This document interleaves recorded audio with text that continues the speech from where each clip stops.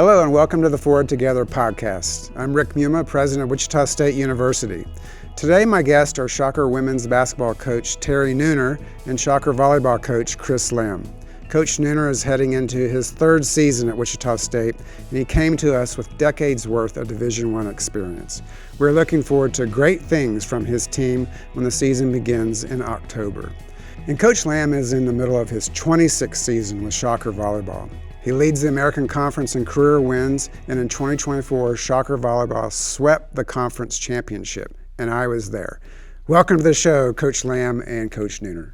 All right, how you guys doing today? It's Happy good to to be see here. you. Happy to be here. Thanks for having us. Yeah, I'm sure you all are in the thick of lots of different things right now. For you, Chris, you're in the middle of your season now, Terry, I know you're preparing. You told me earlier today that today is the first official practice day, and you're all in full swing. Yes, sir. So, Chris, why don't we start with you, Coach. I got this. Tell me how your season's going. 8-4 on a record. Still searching for things. We just wrapped up our non-con preseason. I think my schedule is about a B. I'm hoping a few teams have good years to help us with our RPI, as we say in our neck of the woods, or in college athletics. I think we're 3-1 in those matches. I thought would be a kind of a coin toss when the schedule came out. So feel pretty good about it, but we let one get away. We could have been 4-0. Lost 2 days ago to Villanova after having swings to win the match, and that was a tight-fought match. But we've learned a lot along the way. Thank goodness we're still healthy. But we have a few question marks that we got to answer as conference play begins this weekend. But all in all, I'm pretty happy with it. Okay. Yeah, it seems like things are going pretty well out of the gate. It's a lot of positive. There's some good vibe, stuff that I'm reading and hearing about. So. Yeah, I think the girls have been terrific together, coaching staff. I think we're very functional. I feel like we're making progress, learning, getting better. But, every time you play one of these teams, you get tested, and it gets revealing in a hurry. A lot of things you can predict. You kind of know what the obstacles are going to be when there's a team good enough to put that kind of pressure on you. Sometimes you're beating teams and you're not as challenged as much, so you go home and you're not at the drawing board. But then you play the Kansases or the more physical teams. BYU on our schedule. Villanova was actually very physical, and it revealed some things that kind of put you back at the drawing board, and you wonder what you're going to need to do and develop as you move forward. Well, I'm sure after 25 years, this is your 26th season. Yes, you got some tools up your sleeve. Yeah, well, we're trying. I'm happy with what we're doing, but you still got to execute. It's like you kind of know what's coming, but can you get through it? And that's where we're at. So, Coach Nooner, you are starting your third season. Yes, sir. Yep. So, and just had started practice today. I know you've been practicing per the guidelines ahead of this in a more reduced fashion. So, tell me what you think about your athletes and where you're going. We're excited about the group we have. We have 11 new players. But back in the day, that used to be an alarming thing, but that's kind of the norm these days. But we really brought in a group that we really want to feel like the fit, our core values, which is character, accountability, respect, and effort and hard work. And we brought in 11 players who really kind of fit that mold. They play together. They play with a lot of enthusiasm. I think it's going to be a good group that our fans are going to really like, just with the amount of effort and how hard they play and how much they work on and off the court. And so we're excited about what we have so far. Yeah, there seems like there's a good vibe. Yeah. And you're so positive about your athletes. Not that you aren't, Chris, but good man. I've heard you tell stories about teaching them some life skills, and not just basketball. Yeah, so we try to do, especially in the summertime. We're here so much. We're here from June to, we start in June with a new group, so you only on the court 4 hours out the week, 4 hours in the weight room, so you got to do stuff to fill time. So we've taken them to the dealership to learn how to change flat tires. We've, did media training. We did financial training. So we try to do a lot of stuff to try to build them as whole people and not just focus on basketball all the time. Yeah, and changing a flat tire is a good skill to have. I know. Yeah. It's something I had to learn myself. So yeah.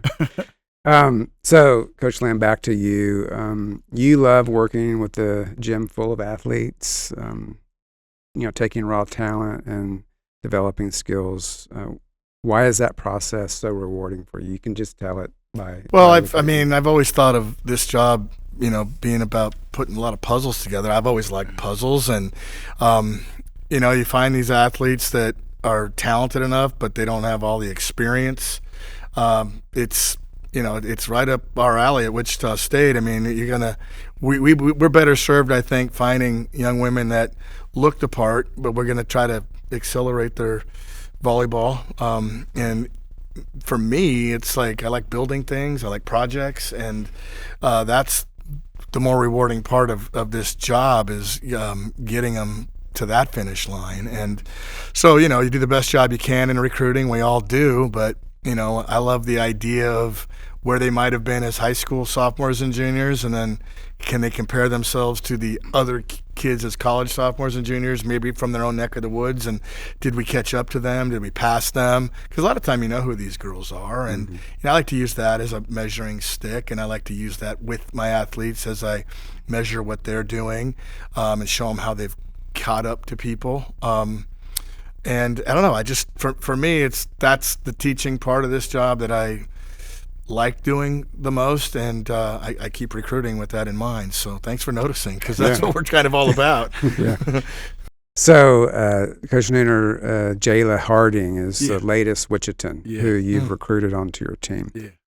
And I've heard you talk about this before. Why is it so important to recruit local talent? I mean, I feel like, being a coach, in the area, I've seen so many great players from this area go off and play in all of the different conferences, throughout the country. And so I feel like we have a bunch of homegrown players here who are good enough to play and compete and who can really help us, who've just kind of been overlooked. I think that's kind of like the DNA of Wichita as a city. It's a town that we feel like we play with a chip on our shoulder, and people don't look at us the same as other cities. And I think those are the type of players that I like to bring in. It's something that I kind of coach with. It's something I was as a player, like just a chip on my shoulder type player.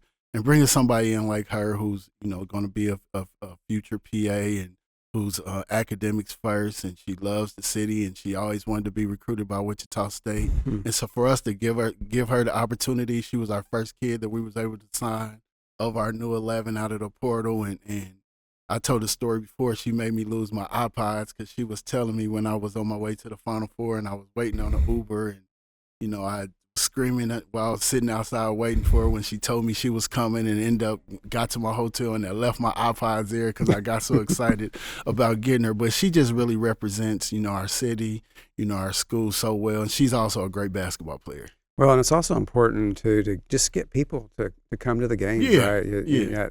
That local fan base, I think, is a good thing. And I don't know what you think about that, Chris, but I think that's also part of this. Well, when I first got here, it wasn't exactly like Wichita was loaded with talent that was really leaving, but little by little, club volleyball has really caught on and upgraded, and there are recruitable athletes now from the area, and we would certainly like to try to keep them here. And I'm right there with Terry. I mean, man, come here, be a hometown hero. I try to sell that as often as I can. Yeah. So I think folks may not know this about you, but you work on houses and cars, and you were talking about puzzles earlier. And you build training aids, such as walking pads for volleyball. Where'd you get those inventor skills? Well, my whole life, it was sports and my garage. I mean, all I did was tinker and build stuff and cars. I come from a large family, and all the uncles and cousins were into cars and racing, and so working on cars was the thing. I mean, everybody was working on houses, and so little by little, I was just kind of like, well, I can do that. And neighbors are always calling me to come fix things. But it's funny you mentioned the training tools. So I've always been building these little blocking tools for volleyball. It seems to me there was never enough. But every one of my assistants that leaves, they always want me to make them some. So a few years ago, I actually made some before a coach's clinic, and I sold every one of them. And wouldn't you like to know that I'm meeting with Go Create tomorrow because my daughter has an econ class, and she wants this project and she wants to take something to the patent office. And I'm like, well, you got this thing here, Sydney. We can literally give this a try. So the last several weeks, I've made a few. I made them a little bit shinier and more fun to look at, and painted them. And so I'm going to meet Go Create tomorrow. Ken's coming up to the office. It was going to be today, but then I had the podcast that I needed to get ready for. So I'll let you know. But yeah, maybe I'll actually take one of these things to market, and maybe I'm onto something. So down in, I don't know if it's your team room or your like a storage area over at Coke, there's this like gigantic volleyball coming out of the wall. Oh, that was me. Yeah. Did you do that? So the girls Jim Shouse gave us a team room, but it was just an empty wall, and I literally had seen pictures of some NFL locker rooms and team rooms, and the Miami Dolphins had a football coming out of their equipment room with a bunch of debris, and I didn't know how to make all the debris. So what I ended up with was a splat. So I literally took some foam, spray foam, built up a big blob. I made a big giant pottery wheel that I took sandpaper and I made it into a dome. And then Katie Niggemeyer, one of my players, had an art class here. So she and people in the art department were able to put leather around it. And so we managed to make this giant splat, and we mounted it to the wall, and it looks like a volleyball kind of crashing into a wall in our team room. Is it still there? It's still there. Okay, so maybe we can get the folks to take a picture of that, and they can flash that on the screen. Okay, well, it's still there. This. Yeah. So Terry, back to you. You've dealt with this or mentioned this earlier. Your players often talk about the family atmosphere that you create as a coach. So how do you do that? Where did you learn that? Just tell us a little bit more about that. I think for me, I played for Roy Williams in college. He's one of my biggest people. Explain to so who Roy Williams is. He was the head coach at Kansas. Most people know that. I'm sorry, and end up leaving and going to North Carolina. He just retired a few years ago. We still talk all the time. He still sends me letters, and he's really a big influence. Not just about basketball. Of course, he's one of the greatest coaches to ever coach men's basketball. But I think about the brotherhood that he created with us and the family atmosphere. Like, he had a deal where he could talk about us, but he was like, nobody else outside this locker room can talk about my boys and my family. Here I am, I graduated from Kansas in 2000. It's 2025 now, and I'm still in communication with him. I still talk to him. Like I said, I still get letters at Christmas, and I still got voicemails from him since I've been coaching. When we played Charlotte, him and his wife, Miss Wanda, came up to the game and sat behind the bench and ate the popcorn. And so when I think about what I want to be as a coach, it's not, the time that kids are in college is 4 or 5 years, depending on the NCAA, sometimes 6, 7, 8 years. But I think, we have a chance to really make an influence on the people's lives that we bring into it. And I think that's so much more important and so much more valuable than just the time that we spend on the basketball court. So for me, it's trying to create a sisterhood. And, 3 of the guys that I played with were in my wedding, and they're my, godparents, and I'm their kids' godparents, and those kind of stuff. So I think those things are the things that you try to create, when you come, as a coach. And so for me, I just want to create that kind of atmosphere. I want to be a person that's in their lives, not just during these 4 years when I coach them, but when they're having kids and their weddings, when they're getting engaged, when they get big jobs. And so if I can be connected to them, more than just the time that I'm here as a basketball coach, and I think I've really done my job, and that's what I try to do. Yeah, and I think that's great that you are telling our listeners about all that, because I think people who see you two in leadership roles as coaches or me as president, they don't think about that personal aspect and who we are behind the scenes and what we do to try to make things a better place for people, or in your case, a better team and a more successful team. So it's great to hear that. So, Coach Lamb, the student experience has changed a lot in the last several years, not just in athletics, but also just across the university. We're much more concerned about whether a student, long term is, going to be able to find the right job and start their careers and, contribute to society. But you put on top of all the changes in athletics over the last couple of years and requirements that the university provides. Tell me about your view on that and how you have tried to make sure that your students have the best experience. Well, On the court and off the court. I mean, some of us have been around a while, and I'll tell you that what our coaches would have thought of as distractions, good luck getting away from it now. I mean, there's so much coming at these young people. They're involved with a lot, and you try to remember the part about being a student and being an athlete, and how many hours a day can you devote to that with so many things going on. And I'm kind of torn. On one hand, I'd like them to just zero in and focus on this, but there's so many other aspects now that they are important to them and matter. And I find that we're sort of juggling that more than ever. I feel all the time, you graduate a couple of superstars, every now and then you got last year we graduated 2 pros, and people are always saying, well, how do you replace that? I'm like, well, let's not forget to celebrate that we got them to the finish line, graduated, great careers, they did it right. I don't want to forget that, because we're so quick to, well, what's next and all of that. So I don't know if I'm really answering your question, but I find like I have to make the volleyball argument sometimes. I want this to be really important to them, and I want them to give it everything they have and make a really big impact on their program. So on one hand, I'm trying to defend what us older guys thought, can you make it for 3 hours a day? All that matters. And then, then go be a student and go work your tail off in the weight room. And then the community service that we all try to do. So I feel like I'm defending that more than I used to with so much going on with them. I hope I'm answering your question. But that's what I see now. It's like we have to blend. You mentioned the portal. Now I feel like we're building teams year by year instead of like what we thought of as program and all of that. But, good luck fighting that one, because it's kind of, this is where we're at now. And I feel like we have to blend sort of a mixture of those two things. It's like a dual responsibility to me. Well, since you brought that up, I'd like for both of you to address that from your own perspective and your own sport.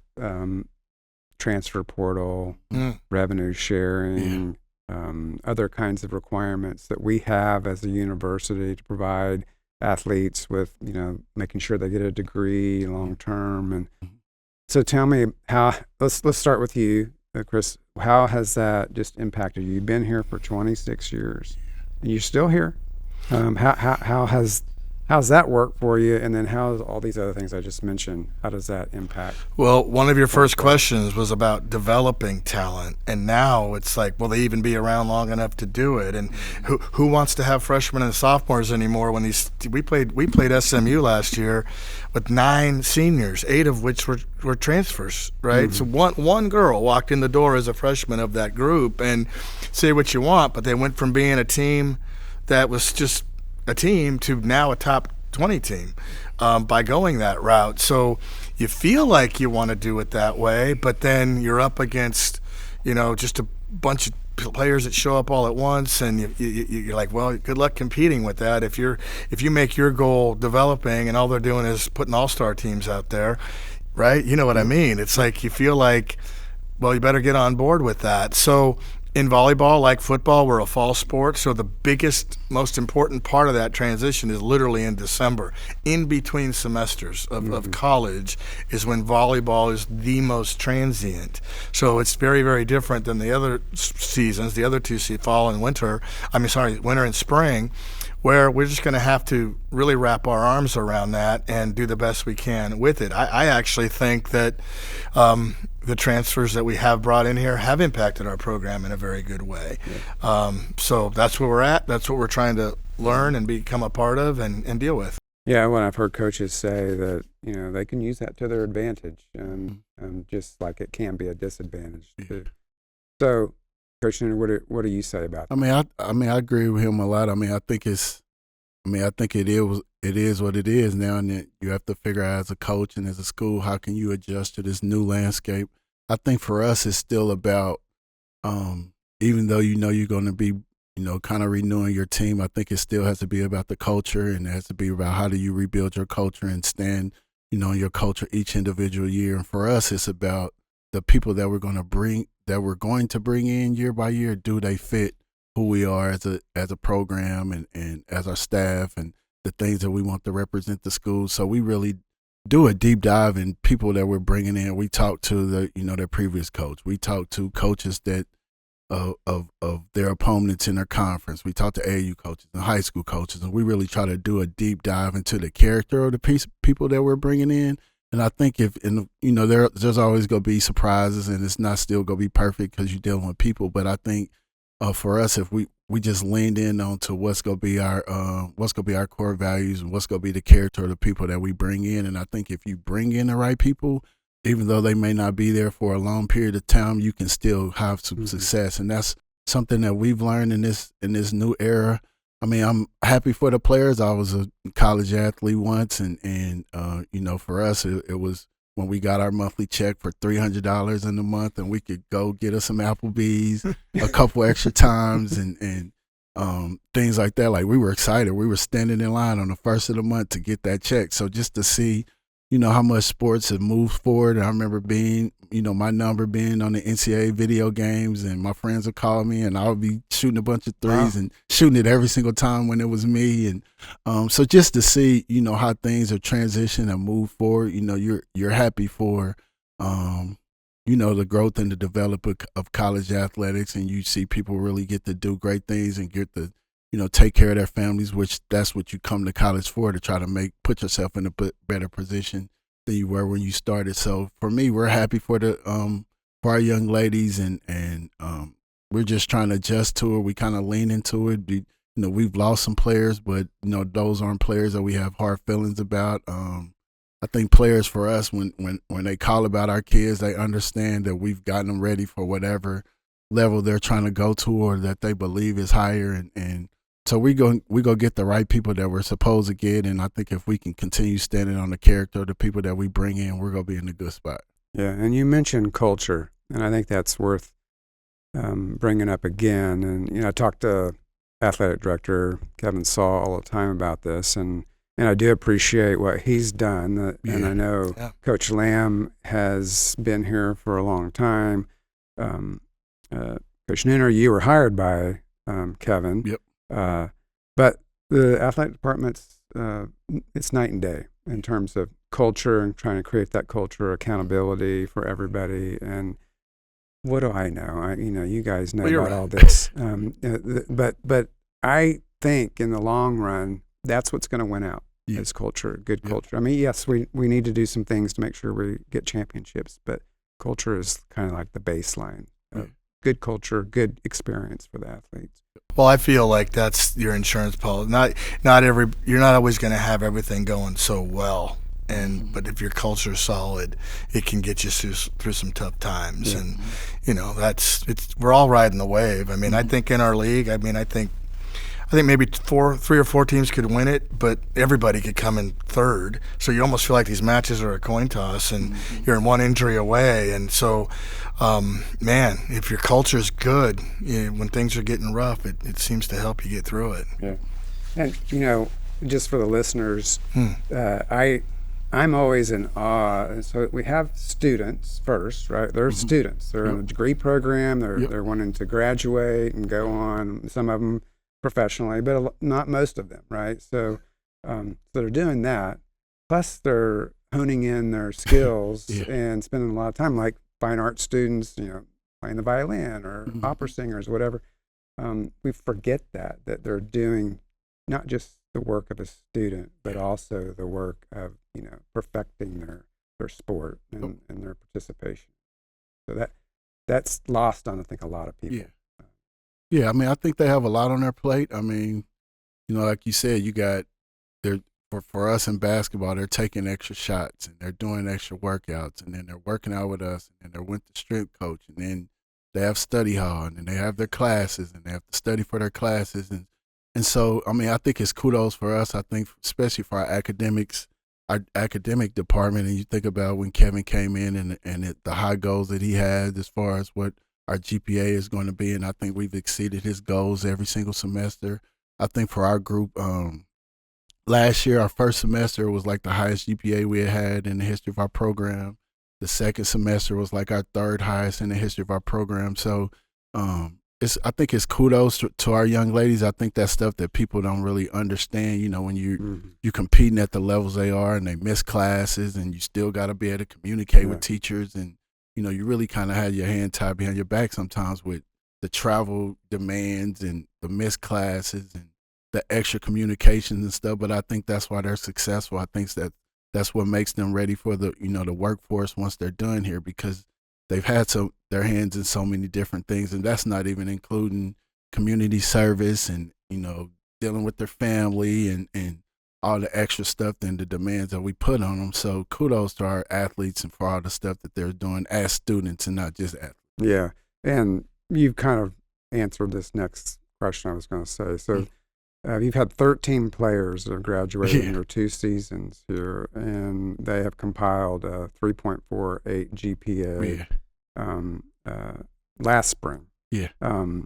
The highest GPA in his program history, which you mentioned, and I think that you've answered, you know, the importance of this. And but do you anything you want to add about that? No, I mean, I just think it's for us. I mean, we really pride ourselves in the education. Like we don't play a sport where they have $100 million payday down the road that they're going to be able to take care of their families. And so we're really trying to create professionals in that way, not professional WNBA players or pro. I mean, we have a few that's going to, you know, go overseas and that kind of stuff. But at the end of the day, they're going to be in the workforce.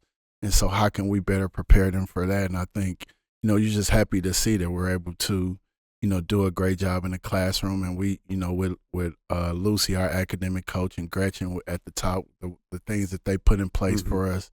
And as a staff, you know, we make sure that, you know, they have academic teams, and each of our coaches is meeting with them. So they'll usually meet with somebody in the beginning of the week in academics, and then with one of our coaches sometime later in the week, and we get progress reports. And so they have so many people that are going to be checking on them and eyes on them. And I think it keeps us from getting to a point where, you know, you have kids at the end of the semester and you found out they haven't been doing their work throughout the semester or haven't been going to class. And so we try to make sure that we're on top of them throughout the semester. And if you go to class, if you sit in the front 2 rows, if you're in communication with the teachers, if you do your work and you represent our program well, we think you're going to have good success. And that's, too, a part of the people that we bring in. We want people who want to compete in the classroom and not just on the basketball. Coach Lamb, do you have anything to add about academic? Well, maybe it's a Division I thing. Even Grandma's going to ask you, "Did you win?" It's like, you know what I mean? It's like all of a sudden everybody's going to recognize you as a basketball player, as a volleyball player, and you're trying to remind everybody you got a whole package here. There's other things to be proud of. You mentioned music or whatever. A lot of these people have a lot of interests. Some of the interests are different now. There's so much stuff available to these young people, but it seems like you're still going to have to answer that question. Did you win? Or how's volleyball going? Or how's basketball going? But we try to remind them. We're trying to be good at a lot of things here. I think we're doing a good job with it. And that's a good reminder for me to say we definitely are, you know, my main job is to make sure students stay on track and graduate. You know, that's what's going to create long-term success for them individually. Yep. But we also want championships. Yep. And the university is investing as solidly behind you all to make sure that we do that. And we really appreciate all the work that you're doing, that you're I know you're working hard, late hours, early mornings, building different things. Whatever you got to do. Yeah. We really appreciate all of that. And thank you for stopping by the podcast. We're going to be watching your season. The whole point of doing this podcast is to get it out there, to get some vibe going and get people interested in what you're doing so they can feel the momentum with you and make sure we move forward in a positive. Thanks for having us. Thanks for having having us. Good to see you. Thanks for stopping by. Thank you. Good job. Thanks for joining us today. Be sure to follow, rate, and share the podcast so others can find it too. And if you're curious to learn more about the ideas we touched on, check out my book, Student-Centered, Innovation-Driven, A Guide to Transforming Higher Education. It dives deeper into the story of Wichita State's transformation and what it takes to lead meaningful change. Visit wichita.edu/book for more information. Join me next time when my guest will be Shocker men's basketball coach Paul Mills. Go Shockers!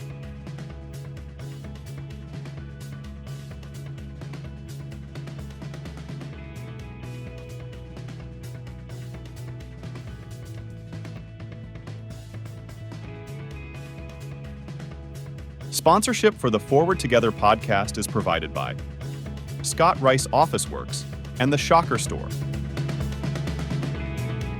Additional thanks to Nair Amp, WSU Carpentry Shop, and Go Create.